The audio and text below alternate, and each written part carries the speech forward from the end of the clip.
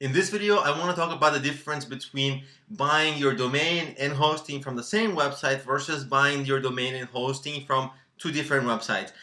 This video is brought to you by Appy Pie Academy. If it's from the same website, it's harder sometimes to get a discount, except for when it's Bluehost and it's for your first domain and your first website, then it's free, so it's obviously the best. But after that, sometimes maybe you have hosting that stays on Bluehost, but you maybe found a cheaper domain on GoDaddy.com because they have a lot of coupons out there online. What's the difference? So the difference is you have to transfer this domain, you have to connect it with that hosting.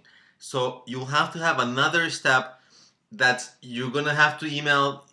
Sometimes you can do it on your own. I usually totally forget how to do it because I do it maybe once every 1, 2, 3 years. And so by the time I figure it out, I already forget the next time I do it because it's so rare that I have to buy a new domain and connect it to my hosting.